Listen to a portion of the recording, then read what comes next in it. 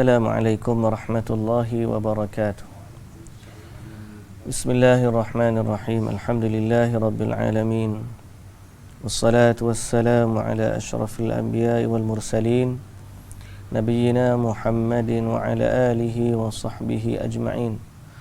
Rabbi shrah li sadri wa yassir li amri wahlul 'uqdatan min lisani yafqahu qawli, amma ba'du. Muslimin dan muslimat, hadirin dan hadirat yang dirahmati Allah Subhanahu wa taala sekalian. Alhamdulillah, syukur pada Allah kerana mempertemukan kita secara maya dan juga secara nyata pada pagi ini, dan Allah Subhanahu wa taala menganugerahkan kita taufik dan hidayah serta kesempatan untuk kita menyambung siri tadabbur kita. Walaupun tidak banyak, slow-slow, mudah-mudahan yang kita harapkan adalah istiqamah yang berpanjangan dan diberikan pahala oleh Allah Subhanahu wa taala. Jadi pada pagi ini kita akan sambung dari surah Al-A'raf, mula ayat 55.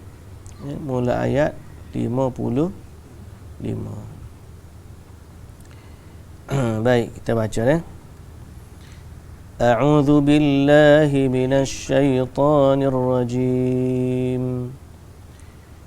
Ud'u rabbakum tadarruan wa khufyah, innahu la yuhibbul mu'tadin.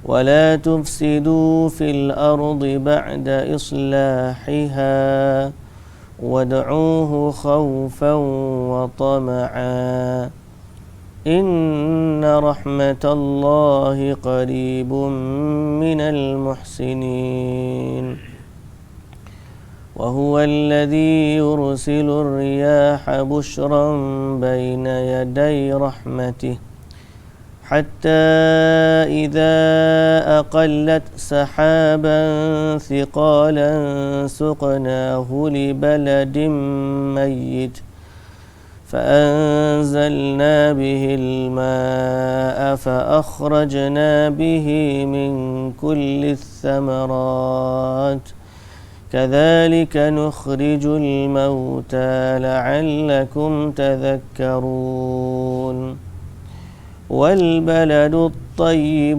يخرج نباته بإذن ربه والذي خبث لا يخرج إلا نكدا كذلك نصرف الآيات لقوم يشكرون. Alhamdulillah. Sekali lagi puji dan syukur bagi Allah Subhanahu wa taala, Tuhan, pemilik, penguasa, pencipta, pentadbir sekalian alam.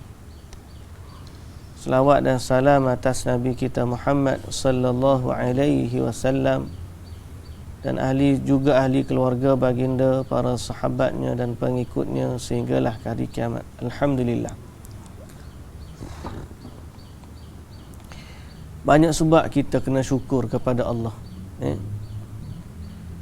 kerana Allah Subhanahu wa taala ni anugerahnya kepada kita terlalu banyak, dan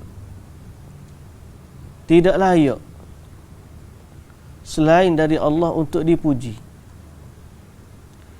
kerana selain dari Allah tidak memiliki apa pun. Hatta kita sendiri, di saat kita memiliki sesuatu, itu adalah kerana kurniaan Allah. Dalam hadis kita dah baca sebelum daripada ni, Allah Subhanahu wa taala kata kepada hamba-hambanya, ya ibadi kullukum arun. Mula-mula kullukum dhalun, kemudian kullukum ja'i'un, kullukum arun. Semua Allah Ta'ala sebut, hei manusia, kamu dulu sesat. Yang bagi hidayah tu aku. Hei manusia, kamu semua ni lapar. Wahai hamba-hambaku, kata Allah, kamu semua ni lapar, kelaparan, kecuali siapa yang aku bagi makan. Wahai hamba-hambaku, semua kamu ni bertelanjang, kecuali siapa yang aku bagi pakaian.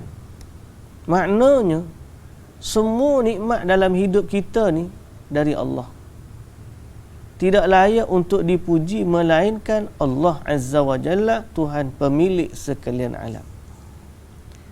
Sebab itu ayat sebelum ni kita baca, Allah Ta'ala ingatkan kepada kita asal usul kejadian semua ni, langit dan bumi, matahari, bulan, bintang, semua ni berlaku dengan kekuasaan Allah Subhanahu wa Ta'ala. Jadi alhamdulillah, dialah Tuhan yang berhak dan layak untuk disembah, dan dialah Tuhan yang berhak untuk dipuji, dan dialah Tuhan yang layak untuk dipohon padanya permohonan, ya, diibadahi, disembah, dipohon. Yang sifat namanya Tuhan, hanya Dia yang layak. Lain daripada Allah tidak layak. Walaupun memikul atau memakai nama yang sama, tapi nama Tuhan bagi selain Allah adalah gelaran palsu. Siapa-siapa selain Allah yang memegang nama Tuhan, yang digelar sebagai Tuhan, semua selain dari Allah, gelaran tu adalah gelaran palsu. Macam kita kata datuk, kalau datuk ni gelaran, ada datuk betul, ada datuk palsu. Hak datuk betul tu hak anugerah raja. Hak datuk palsu ni dia saja bubuh sendiri. Dalam rekod tak ada pun. Ada nilai tak? Tak ada nilai. Melainkan syok sendiri. Tapi berat lagi daripada tu adalah gelaran Tuhan palsu. Gelaran Tuhan palsu. Selain dari Allah adalah palsu. Hanya Allah sahaja Tuhan yang benar. Jadi oleh kerana itu, setelah daripada kita isbatkan rububiyah Tuhan yang sebenar ni hanyalah Allah, itulah kita mentauhidkan Allah pada rububiyahnya, pada ketuhanannya. Sifat sebagai Tuhan ni hanya Allah. Lain daripada Allah bukan Tuhan. Ya. Lain tu tak kira lah. Sama ada pokok ke, batu ke, patung ke, ataupun benda hidup, orang ke, binatang ke, semuanya palsu. Semuanya palsu. Alhamdulillah, Allah memperkenalkan kita kepada dirinya. Allah yang bagi hidayah. Kita kalau tidak kerana hidayah Allah, kita pun tak kenal.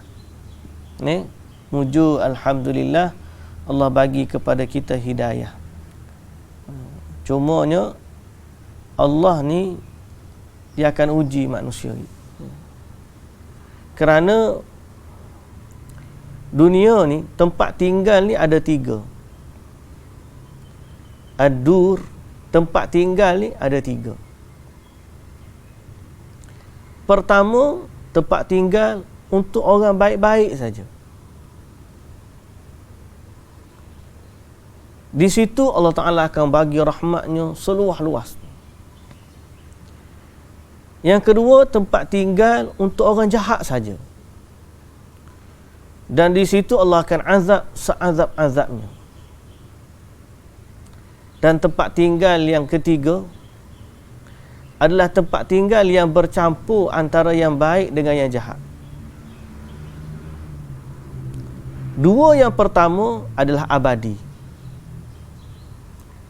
Yang ketiga adalah sementara.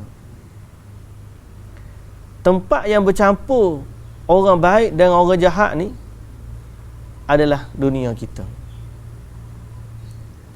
Sebab itu dalam dunia ni tak pernah aman.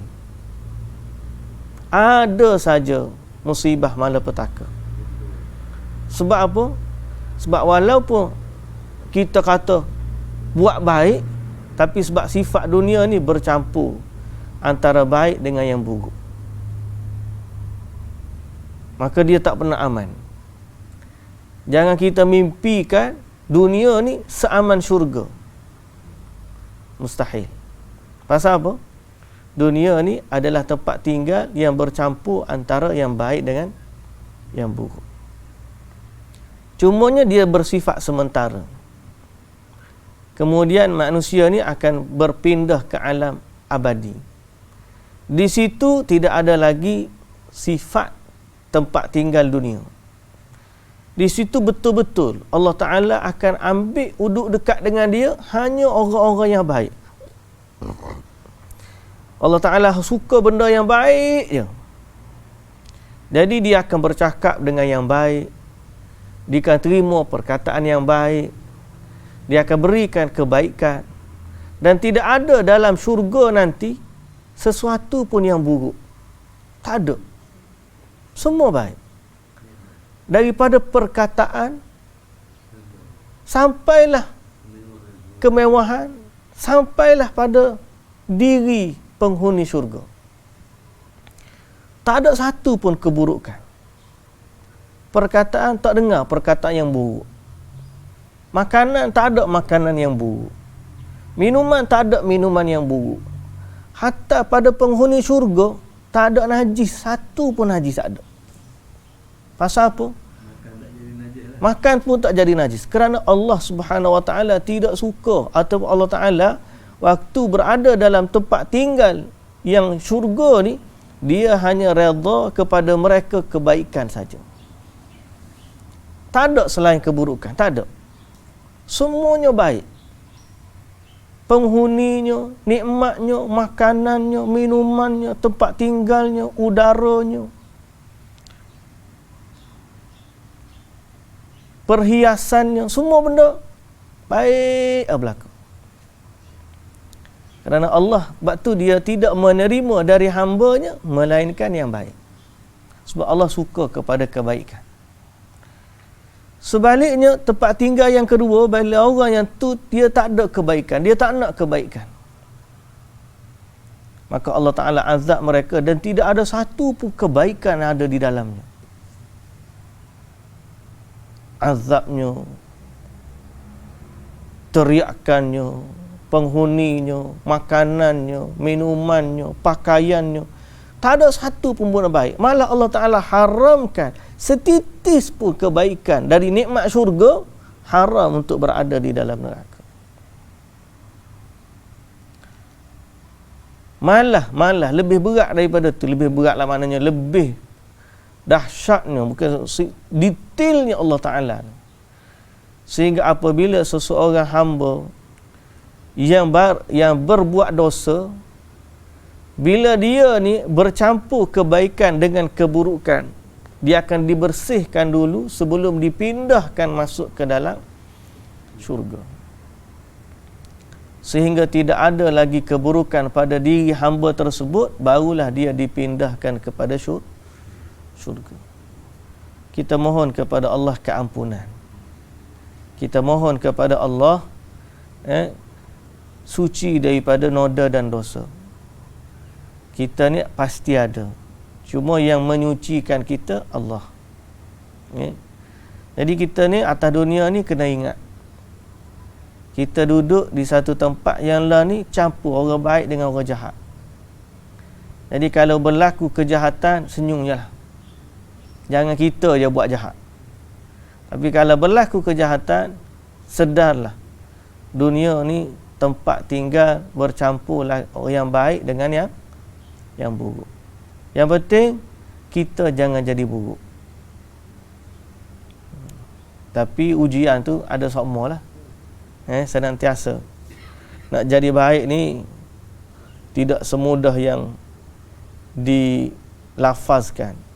Sebut kita semua nak jadi baik belaka.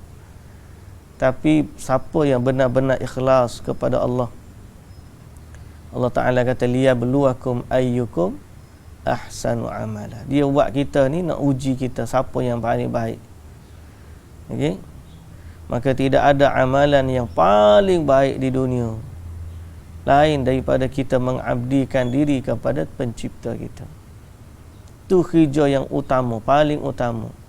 Duduklah di ceruk mana atas muka bumi, kerjalah jawatan apa pun dalam dunia ni, tapi kerja yang paling utama ialah menyembah Allah Subhanahu Wa Taala. Pasal apa?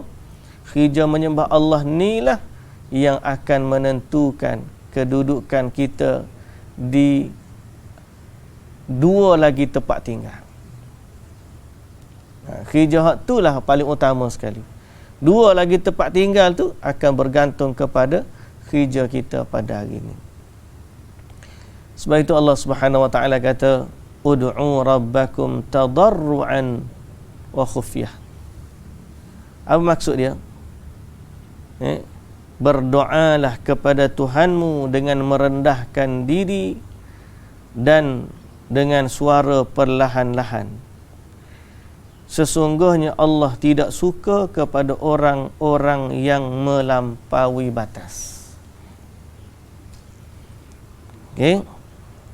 Dalam ayat ni Allah Subhanahu Wa Taala mengingatkan hamba-Nya supaya berdoa kepada Allah. Berdoa kepada Allah untuk kebaikan dunianya dan akhiratnya. Untuk kebaikan dunianya dan akhiratnya. Waktu kita duduk di sini, tempat yang bercampur ni, maka kita banyaklah berdoa untuk kebaikan selama duduk di dunia, dan kemudian kita minta kebaikan apabila kita kembali ke akhirat. Dan Allah Ta'ala juga sebut dalam ayat ni sifat berdoa. Itulah tadarruan wa khufyah. Doa ni dengan rendah diri dan khufyah secara perlahan-lahan.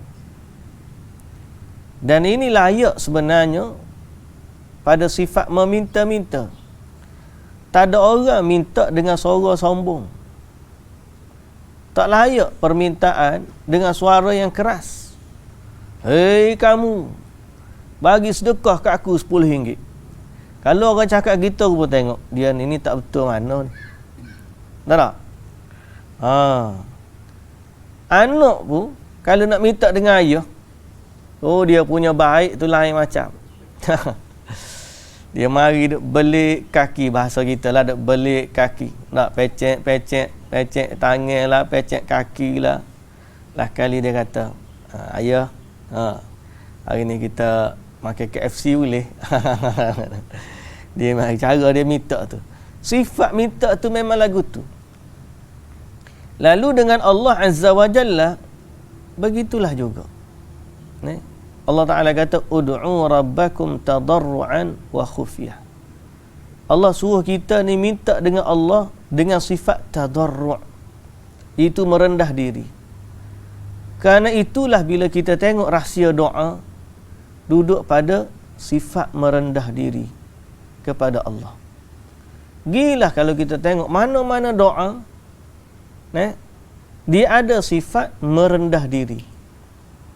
Kerana Allah Ta'ala suka kepada hamba-Nya yang merendah diri. Sebagai contoh, doa Nabi Yunus alaihi salam. Dia kata apa? La ilaha illa anta subhanaka, maha suci engkau ya Allah, inni kuntu minadh zalimin, sesungguhnya aku termasuk dari orang yang zalim. Doa Nabi Adam AS yang kita baca di awal surah, Rabbana zalamna anfusana, ya Allah, kami telah menzalimi diri kami sendiri. Wa illam taghfir lana, sekiranya engkau tidak mengampunkan kami, wa tarhamna, atau kamu tidak merahmati kami, lanakunanna minal khasirin, nescaya kami jadi dari orang yang rugi. Maknanya ada sifat rendah di diri kepada Allah. bahawa kita tahu kita ni lemah, kita ni salah, kita kurang, kita sangat berharap kepada Allah Subhanahu wa taala. Jadi itu sifat kita berdoa. Kalau kita nak doa ikut bahasa Melayu pun, kita gunalah sifat yang sama. Maknanya kita rendah diri, ya Allah, aku ni lemah. Ya Allah, aku ni tak pandai. Ya Allah, aku ni lalai.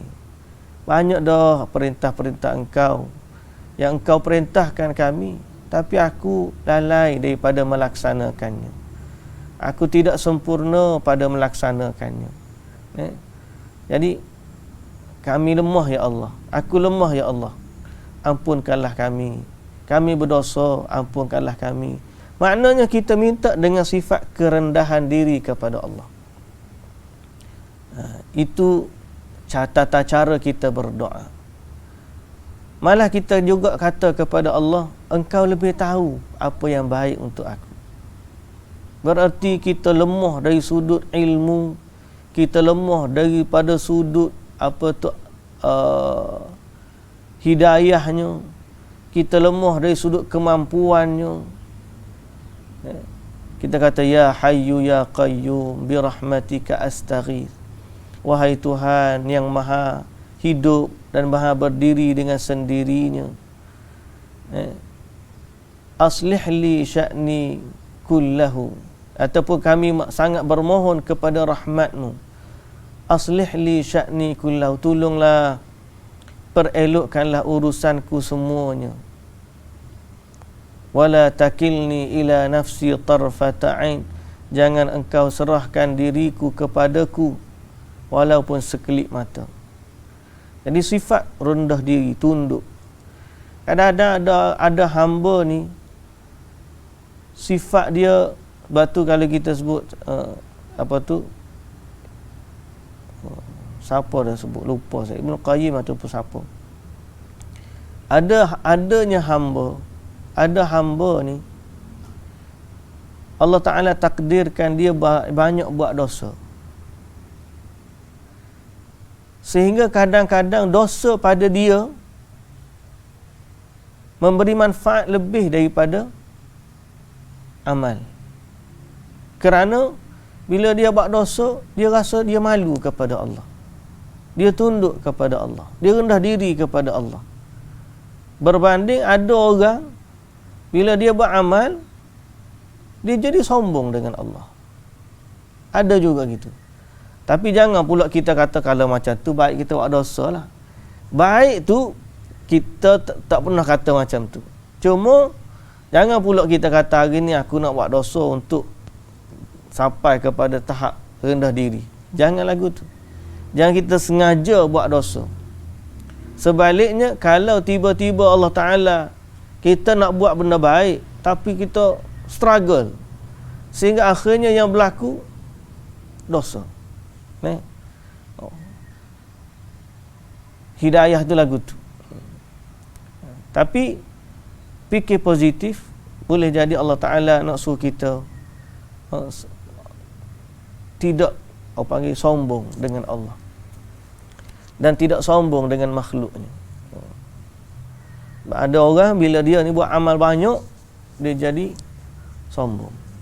Allah Ta'ala tak suka kesombongan, takabur. Allah Ta'ala suka kepada rendah diri. Sebab tu kita ni banyaklah puji Allah Subhanahu wa Ta'ala. Tapi jangan berharap untuk buat dosa banyak lah. Itu. Baik. Kemudian lepas rendah diri, khufyah.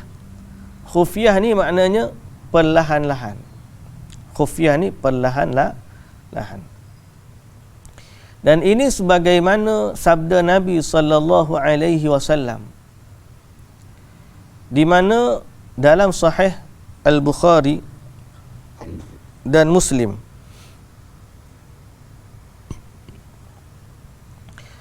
para sahabat dalam musafir dengan Nabi sallallahu alaihi wasallam, kemudian mereka mengeraskan suara mereka dalam takbir, dalam zikir dan doa. Sehingga Nabi sallallahu alaihi wasallam kata, irba'u ala anfusikum, tenang-tenangkan diri kamu, perlahankan diri kamu. Fa innakum la tad'una asamma wala ghaiba. Kerana sesungguhnya kamu tidak menyeru Tuhan yang peka dan juga ghaib. Sebaliknya, innal ladzina tad'una sami'un qarib. Sesungguhnya Tuhan yang kamu seru itu Maha mendengar lagi Maha dekat. Jadi Allah Ta'ala dengar doa kita. Jangan kita doa seolah-olah Allah Ta'ala tak dengar. Ada orang doa, maksud daripada doa adalah memperdengarkan manusia. Apa maksud memperdengarkan manusia? Dia pilih bahasa yang bombastik. Dia baca doa dengan kuat. Dia maksudkan supaya orang menangis-nangis dengan doanya. Maksud daripada dia adalah memperdengarkan doa untuk manusia. Sedang sebetulnya dalam doa adalah memperdengarkan doanya kepada Allah. Jadi kalau nak suruh doa tu Allah dengar macam mana? Sifat Allah dengarlah.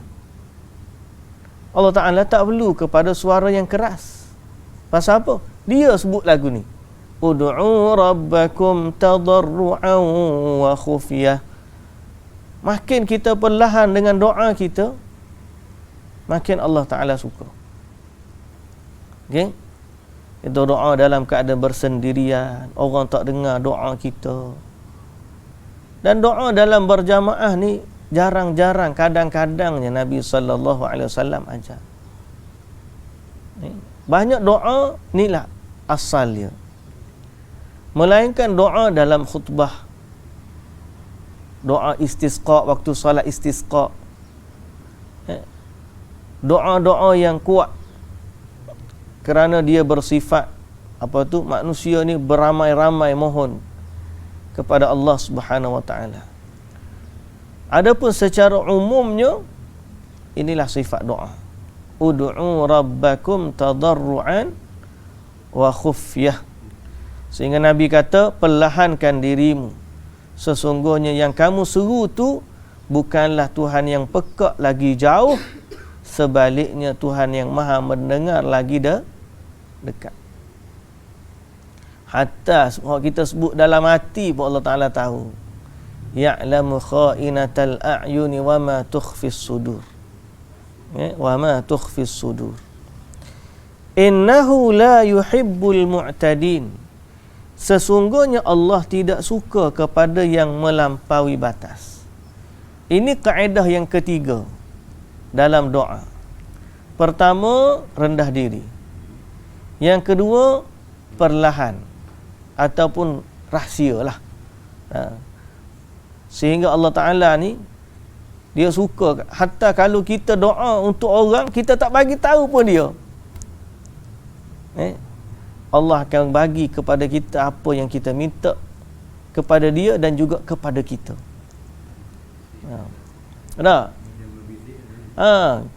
Kita minta untuk kawan kita, tapi kita tak bagi tahu pun dia.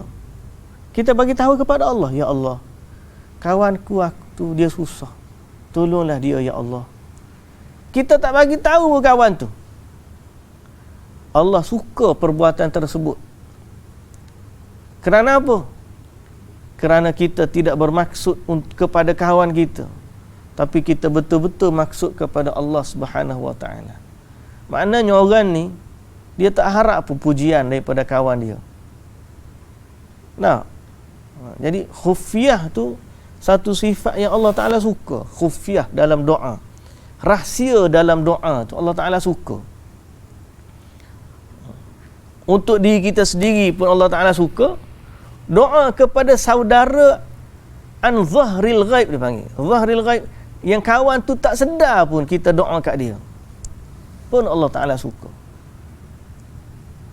Sifat yang ketiga ialah tidak melampau. Innahu la yuhibbul mu'tadin. Allah tidak suka kepada orang-orang yang melampaui batas. Yakni melampaui batas dalam doa dan juga dalam selain doa. Dalam doa dan selainnya. Semualah Allah Ta'ala ni tak suka melampaui batas. Okay? Tapi kalau kita sebut dengan relate to ayat ni, ialah dalam doa lah. Allah Ta'ala tidak suka kepada orang yang melampau dalam doa. Seperti la yas'alu manazilal anbiya. Jangan seseorang itu minta kedudukan Nabi. Tiba-tiba dia minta, ya Allah, tempatkanlah aku di maqam Mahmud. Contohnya, kedudukan yang terpuji yang telah engkau janjikan. Padahal itu untuk Nabi seorang je. Dia minta ke dia. Nabi suruh duduk sekali minta dengan Allah supaya kita ni duduk bersama dengan Nabi dalam syurga, di syurga Firdaus. Betul. Dia ni pergi minta kedudukan yang terpuji. Yang hanya ada satu je lah dalam syurga tu. Tiba-tiba dia pergi minta tu.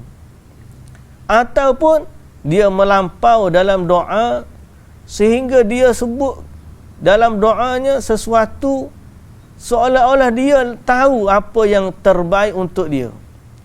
Dan menampakkan bahawa Allah ni kena ikut dia. Padahal kita sebagai hamba ni, sifat rendah diri ni, kita ikutlah apa yang Allah Ta'ala bagi. Nah, ni tak. Sebagaimana diriwayatkan oleh Imam Ahmad dari Abi Nu'amah anna Abdullah bin Mughaffal sami'a ibnahu yaqul. Abdullah bin Mughaffal, dia dengar anak dia berdoa, Allahumma inni as'aluka al-qasra al-abyad an yaminil jannah idza dakhaltuha. Ya Allah, aku mohon kepadamu istana yang berwarna putih yang berada di sebelah kanannya syurga apabila aku masuk ke dalam syurga nanti. Dia sebut gitu. Ya Allah, masukkanlah aku ke dalam syurga dan kurniakanlah kepadaku istana yang putih yang berada di sebelah kananku apabila aku masuk ke dalam syurga nanti. Dia sebut gitu. Kata Abdullah ibnu Mughaffal, ya bunayya, wahai anakku, mintalah kepada Allah syurga, berlindunglah kepada Allah dari azab neraka. Cukuplah gitu. Sesungguhnya aku mendengar Rasulullah sallallahu alaihi wasallam bersabda, yakunu qaumun ya'taduna fid du'a wat tuhur. Akan ada satu kaum yang melampau dalam doanya dan melampau dalam bersuci. Jadi dia nak sebut, anak dia sebut lagu tu melampau. So kita ni jangan melampau dalam doa. Sebaik-baik doa merendah diri. Dan kita kata, ya Allah, engkau lebih tahu apa yang baik untukku. Kurniakanlah kepadaku syurga dan segala kenikmatannya, sebagaimana yang telah engkau janjikan kepada hamba-hambamu yang salih. Cukup. Biarlah Allah Ta'ala yang bagi kepada kita, melainkan apa yang Allah Ta'ala janjikan. Kita minta kepada Allah, ya Allah, kurniakanlah kepadaku minuman di akhirat nanti yang Nabi SAW sebut, sekiranya seorang tu minum daripada haud kolam dia, tidak akan dahaga buat selama-lamanya. Masa tu memang disebut dalam hadis lagu tu, kita minta lagu tu lah. Tiba-tiba dia kata, ya Allah, kurniakanlah kepadaku satu makanan dalam syurga, sehingga bila aku makan, aku tak makan lagi selamanya. Tu lain. Pasal apa? Nikmat syurga ni bukan masalah lapar, memang nak makan. Ni dia doa satu makanan yang bila dia makan tak kena makan dah sampai bila-bila. Kan pelik tu, melampau. Jangan kata benda hak melampau daripada apa yang Allah Ta'ala sebutkan. Tidak dahaga buat selama-lamanya bukan berarti tidak minum. Kita tak dahaga tapi lepas tu kita minum lagi. Minum kenapa? Kerana kenikmatan. Ni dia doa, biarlah aku makan, tak makan dah lepas pada tu. Mu duduk dalam syurga ni, tak usah kata lagu tu, makan minum memang bukan sebab lapar. Sebab nikmat. Sebab nikmat. Baik.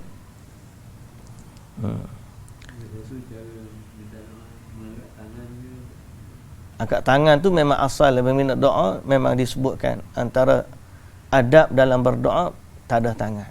Adab jelah. Okey, tapi ada tempat-tempat Nabi tak ada tangan, tak ada tanganlah. Seperti dalam tasyahud.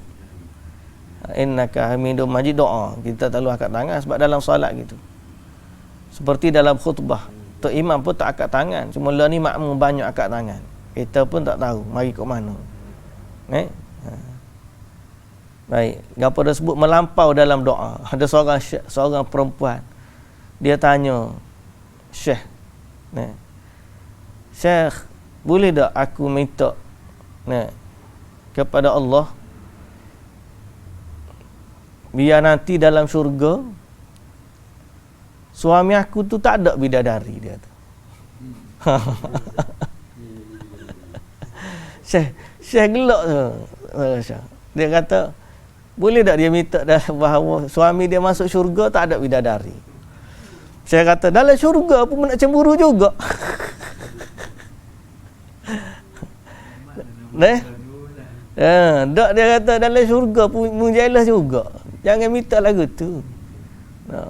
Wanita tu dia akan jadi ketua para bidadari syurga. Maknanya segala kecantikan bidadari tu dia ada lebih daripada tu. Dah tak ada dah istilah cemburu, tak ada dah, tak ada. Istilah cemburu tu tak ada.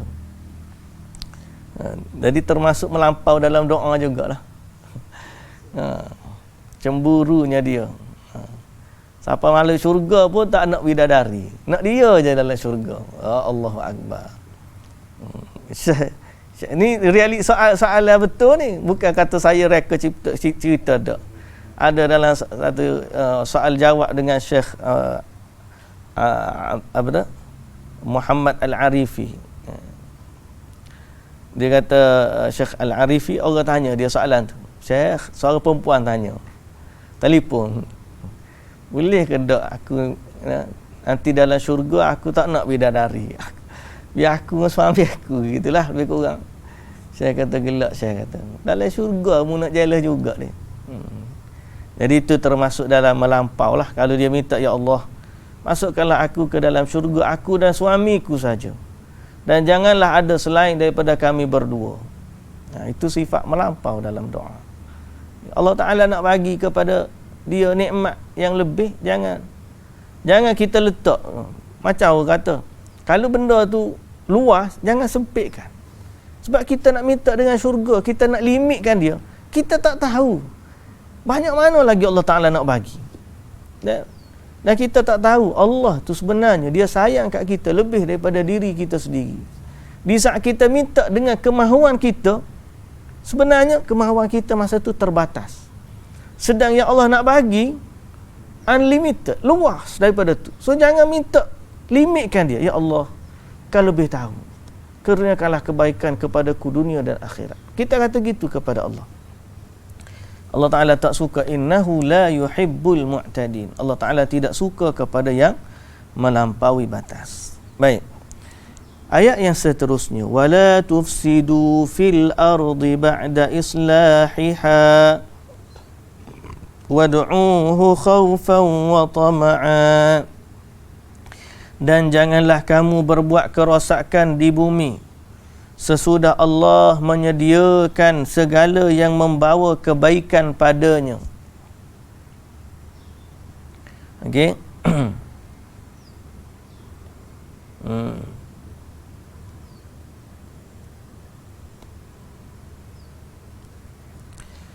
Jadi Allah Ta'ala melarang kita buat kerosakan di muka bumi. Jangan rosakkan bumi. Save the planet, bahasa kita lah. Betul dah Mak Saleh duduk buat tu. Sebenarnya jaga muka bumi ni termasuk dalam perintah Allah. Nah, save the planet. Cuma Mak Saleh dalam bab ni memang dia jaga sungguh. Cuma kerosakan bumi yang dimaksudkan di sini bukan sekadar pada fizikalnya. Ifsad, melakukan kerosakan di muka bumi, termasuk juga ataupun yang lebih utama kerosakannya ialah melakukan kesyirikan, melakukan pembunuhan, melakukan kemaksiatan. Itu juga merosakkan bumi. Kerana apa? Kerana dengan perbuatan tersebut Allah Ta'ala akan menurunkan azab. Nah, manusia tak sedar. Dia jangan marah, jangan rosakkan pokok, jangan rosakkan. Lepas tu dia duduk minum arak, dia duduk zina, dia duduk buat jahat. Benda tu dia tak sangka merosakkan. Rupa-rupanya kerosakan yang dia buat dengan kesyirikan tu lebih besar mudarat dia daripada kerosakan orang tu pergi tolak tebang balut haram ke. Nah, pasal apa? Kesyirikan tu Allah boleh balas, datang bala petaka sehingga menghancurkan seluruh negeri. Itu malah wala tufsidu fil ard ba'da islahiha wad'uhu khaufan wa tama'a, dan berdoalah kepadanya dengan perasaan bimbang dan berharap. Khaufan, takut, wa tama'an, dan juga harap. Ini juga tadi doa pada sifat memintanya, pada lafaznya, pada ayatnya. Kemudian Allah Ta'ala sebut dalam ayat yang kedua ni, wad'uhu khaufan wa tama'a, sifat yang ada pada kita pula. Iaitu dalam kita tu, waktu kita berdoa, kena ada rasa takut dan kena ada rasa harap. Takut, kena ada rasa harap. Takut mimma indahu min wabilil iqab wa tama'an fi ma indahu min jazilis thawab. Takut kepada azab, takut kepada balasan dari Allah Azza wa Jalla, dan harap kepada pahala yang berlipat kali ganda. Itu sifat kita. Dan Allah Ta'ala kata, inna rahmatallahi qaribun minal muhsinin, sesungguhnya rahmat Allah itu dekat dengan orang-orang yang memperbaiki amalannya atau yang melakukan amal kebaikan. Ayat ni menjadi satu hujjah kepada kita bahawa nak masuk syurga kena beramal. Sebab betul kita kata seorang tu tak masuk syurga dengan amalnya. Dia akan masuk syurga dengan rahmat Allah Ta'ala. Tetapi ayat ni menunjukkan rahmat Allah tu dekat kepada orang yang beramal. Jadi kalau dia tidak beramal, tiba-tiba nak mengharap kepada rahmat Allah, maka itu adalah cita-cita yang buta, angan-angan yang sia-sia. Sebagai contoh, seorang tu mengharapkan keampunan dari Allah, tapi dia tidak beristighfar. Dan dia tidak beramal dengan amal soleh. Tapi dia ada ayat, tak apa, kita buat maksiat apa, Allah kan Maha Pengampun. Itu adalah angan-angan yang kosong, cita-cita atau impian yang sia-sia.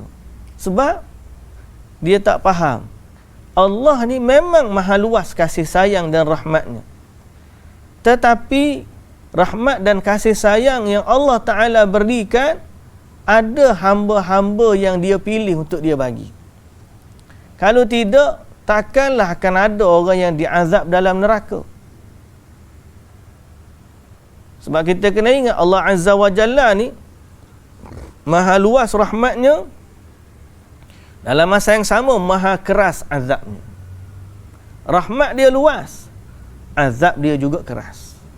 Jadi rahmat ni duduk mana? azab ni duduk mana? Inna rahmatallahi qaribun minal muhsinin.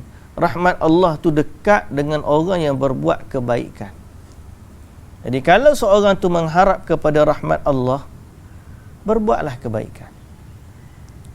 Berbuatlah kebaikan. Dia akan mendekatkan dirinya dengan rahmat Allah Subhanahu wa ta'ala. Okey?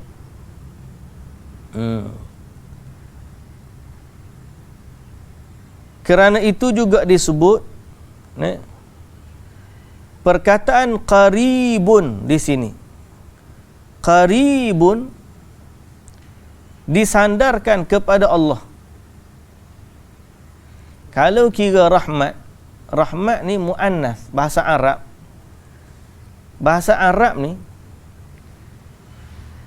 sesuatu sifat akan ikut tuan dia. Boleh faham tak? Sesuatu yang disandarkan akan ikut yang, sesuatu yang menyandar akan ikut yang disandarkan. Tapi kita kata sesuatu sifat akan ikut tuan dia lah, mudah. Sifat macam mana? Sifat muannas dan juga muzakkar. Dalam bahasa Arab ni dia ada kalimah muzakkar, dia ada kalimah muannas. Muzakkar ni maknanya lelaki, muannas ni makna perempuan. Tapi ada juga muannas dipanggil muannas majazi, muannas dari sudut bahasa. Bukan dia perempuan, tapi dia ni kalimah tu, perkataan tu muannas dari sudut bahasa. Seperti sifat rahmat. Rahmah dalam bahasa Arab ada ta belakang dia, ta marbutah. Rahmah. Rahmah. Sifat pada dia sebenarnya, kalau qarib, dia jadi qaribah. Ar-rahmatu qaribatun. Rahmat itu dekat. Sepatutnya kalau qaribah, kalau dia disandarkan kepada rahmat, maka dia akan jadi qaribatun. Sebab rahmat tu ada ta, maka dia pun kena ada ta. Betul tak? Tapi Allah Azza wa Jalla dalam ayat ni dia tak sebut qaribatun, dia sebut qaribun. Inna rahmatallahi qaribun. Menunjukkan qarib ni bukan kembali kepada rahmat, dia kembali kepada Allah.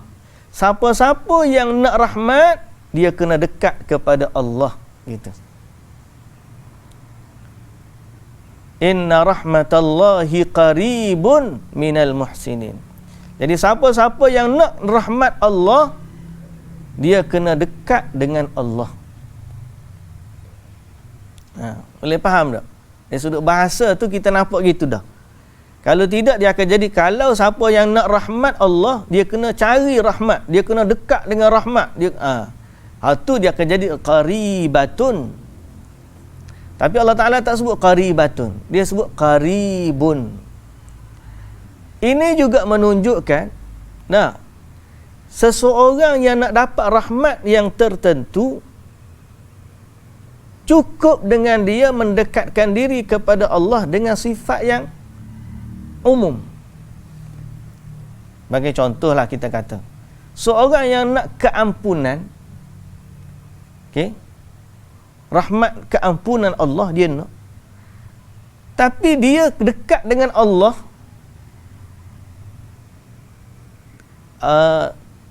tidak minta ampun pun, Allah boleh bagi kepadanya rahmat tersebut, keampunan tersebut. Bagi contoh, seorang tu dia tidak minta pun istighfar, tidak minta keampunan, tapi dia solat, dia sedekah, Allah Ta'ala akan menganugerahkan dia kebaikan, termasuklah keampunan. Maknanya apa? Sifat dekat dengan Allah ni luas dan tidak tertentu kepada sifat atau kebaikan khusus yang kita nak. Boleh faham ke ayat saya tu? Sifat dekat dengan Allah ni umum.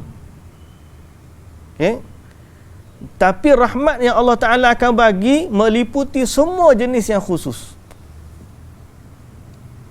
dengan sifat dekat dengan Allah, kita dapat kesihatan, kita dapat keampunan, kita dapat rezeki, kita dapat zuriat, kita dapat ketenangan. Pasal apa? Satu je, dekat dengan Allah. Sebab tu qarib di sini, sifat dekat disandarkan kepada Allah, bukan disandarkan kepada rahmat tadi. Jadi siapa yang dekat kepada Allah, dia akan mendapat semua rahmat Allah. Allah bagi. Maknanya bukanlah orang kata kalau dia ni nak cari rezeki, maka dia buat baik kepada Allah, lalu dia minta, ya Allah kurniakanlah aku rezeki. Allah Ta'ala tak bagi rezeki saja. Allah Ta'ala akan bagi luah daripada tu. Apa hak yang dia tak nak pun, dia bukan apa tak nak, apa yang dia tak minta pun Allah bagi. Allah bagi. Dia sebut di sini dalam tafsir, wa qala qaribun lam yaqul qaribatun li'annahu dhimna ar-rahmah makna thawab. Dia kata Allah Ta'ala tak sebut qarib kerana dan tidak sebut qaribah kerana termasuk daripada makna rahmat ialah pahala. Jadi pahala Allah tu qaribun, dekat, pahala dari Allah dekat dengan orang yang berbuat kebaikan. Satu. Juga dikatakan auli annaha mudafatun ila Allah. Dikatakan qaribun, tak kata qaribah kerana dia diidafahkan kepada Allah. Diidafahkan. Falihadza qala qaribun minal muhsinin. Sebab itu qala al-Matar al-Warraq tunjizu maw'udullah tunjizu maw'udallahi bi ta'atihi fa innahu qada anna rahmatahu qaribun minal muhsinin. Okey, kata Matar al-Warraq, bahasa mudah kita lah, carilah janji-janji Allah melalui ketaatan kepadanya. Mana apa yang Allah janji kepada kita tu, daripada syurga, daripada rezeki, apa hak kita Allah Ta'ala janji tu, carilah janji-janji tersebut melalui ketaatan kepadanya. Kamu nak apa yang Allah janjikan, carilah. Tapi jalan mana? Jalan dia dengan ketaatan kepada Allah. Di sinilah juga nak menunjukkan bahawa kebaikan itu datangnya dari Allah, jalannya dan juga janjinya. Janji baik datang dari Allah, jalan kebaikan juga datang dari Allah. Sebab Allah Subhanahu Wa Taala tidak akan membiarkan hamba-hambanya jauh daripada dia dan terumbang-ambing nak cari dia. Tak. Allah Ta'ala ni, dia suka hamba tu mendekatkan diri kepadanya, lalu Allah Ta'ala utuskan Rasul untuk ajar kepada hamba bagaimana cara mendekatkan diri kepada Allah. Faham? Jadi kata, carilah janji Allah melalui ketaatan kepada Allah. Dan tak ada orang yang paling boleh tunjuk kepada kita jalan untuk mendapatkan janji-janji Allah lebih daripada Rasulullah sallallahu alaihi wasallam. Baik. Wa huwa alladhi yursilu ar-riyaha bushran baina yaday rahmatih. Dan dialah Allah yang menghantarkan angin sebagai pembawa berita yang menggembirakan sebelum datangnya rahmatnya, iaitu hujan. Hingga apabila angin itu membawa awan mendung, kami halakan dia ke negeri yang mati, yakni ke daerah yang kering kontang. Lalu kami turunkan hujan dengan awan itu. Kemudian kami keluarkan dengan air hujan itu berbagai jenis buah-buahan. Demikian pula kami keluarkan orang-orang yang sudah mati, supaya kamu beringat mengambil pelajaran daripadanya. So Allah Ta'ala ingatkan hamba-hambanya akan perjalanan hidup manusia. Bila kita sebut tentang rahmat, bila kita sebut tentang doa, bila kita sebut tentang dekat dengan Allah, dia ada sesuatu yang kita kena fikirkan, iaitu sampai satu masa nanti kita akan dihidupkan kembali di hari akhirat nanti. Jadi Allah Ta'ala kata dialah yang menghidupkan, dialah yang mengirimkan angin dan kemudian turunkan hujan dari awan. Di sini ada rububiyahnya Allah Ta'ala. Tapi dalam masa yang sama, dia kata hujungnya ada kadzalika nukhrijul mauta, demikianlah kami akan hidupkan orang yang mati. Okay? Jadi bersama dengan rububiyahnya dan pada dunia, Allah ingatkan kita kepada hari kebangkitan di hari akhirat. Okay? Sebagaimana Allah Ta'ala berkuasa menghidupkan tumbuh-tumbuhan setelah hujan, begitulah juga Allah mampu menghidupkan manusia setelah daripada matinya mereka. Dan Allah Ta'ala sebut supaya kamu ni mengambil peringatan daripadanya. Wal baladut tayyibu yakhruju nabatuhu biidni rabbih, dan negeri yang baik tanam-tanamannya subur dengan izin Allah. Dan negeri yang tidak baik tidak tumbuh tanamannya melainkan dalam keadaan bantut. Demikianlah kami terangkan tanda-tanda kemurahan dan kekuasaan kami dengan berbagai cara bagi orang yang mahu bersyukur. Apa kaitan ni pokok ni? Mari cerita pokok ni. Tanah subur dan sebagainya. Dia ada kaitan. Selain daripada Allah Ta'ala nak tonjolkan ketuhanan dia, tapi ayat ni sebenarnya tamsilan dari Allah. Tamsilan macam mana? Negeri yang baik tak akan tumbuh tanaman yang baik. Tanah yang tak baik tidak akan tumbuh tanaman yang baik. Berarti seorang yang beriman kepada Allah yang baik, maka hasil amalan dia juga akan baik. Natijah daripada amalan dia juga baik. Dan seorang yang tidak beriman kepada Allah, amalan dia tidak akan menumbuhkan kebaikan. Sebab itu Nabi SAW pernah bersabda dalam satu hadis yang diriwayatkan oleh Al-Imam Al-Bukhari. Habis dah. Bateri nak habis dah. Okey. Hari ni tak bawa charger sangat hari ni. Dia jadi gitu pula.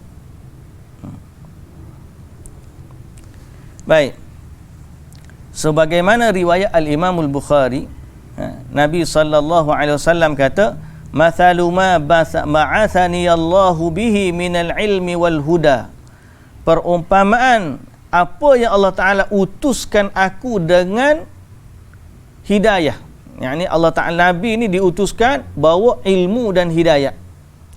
Manusia dengan ilmu dan hidayah ni ada bermacam-macam sifat. Ni ada yang tanah subur, bila turun tumbuh pokok. Ada yang tanah dia tanah liat, bila turun dia tak serap air, tapi dia takung air tu. Orang lain boleh ambil manfaat daripada air. Kemudian ada pula tanah yang tandus kering kontang. Air tu turun, masuk dalam bumi, pokok pun tak tumbuh, air pun tak boleh minum. Begitulah perumpamaan manusia dengan hidayah. Jadi pokok yang subur mengeluarkan hasil yang subur, maknanya bila dia terima hidayah dari Allah, akan berbuahlah ketaatan dan amal baik pada dirinya. Sebaliknya, kalau dia tidak subur, dia buruk, dia tidak beriman kepada Allah, maka tumbuhannya akan terbantu atau dia tidak menumbuhkan kebaikan. Berarti semua amalan yang orang kafir buat tidak akan memberikan kebaikan kepadanya di hari akhirat. Kadzalika nusarriful ayati liqaumin yashkurun. Demikianlah Allah Ta'ala jelaskan ayat supaya kepada orang-orang yang bersyukur. Muslimin dan muslimat yang dirahmati Allah, kita berhenti setakat itu dululah pada hari ini. Alhamdulillah, semoga Allah Ta'ala kurniakan kepada kita hidayah, dan Allah Ta'ala taufikkan kita untuk beramal soleh, dan Allah jaga hati kita di atas ketaatan agar kita kembali kepadanya dalam keadaan diredai oleh Allah Subhanahu wa Ta'ala, insya-Allah. Wallahu ta'ala alam. Subhanakallahumma wa bihamdika asyhadu an la ilaha illa anta astaghfiruka wa atubu ilaik. Assalamualaikum warahmatullahi wabarakatuh.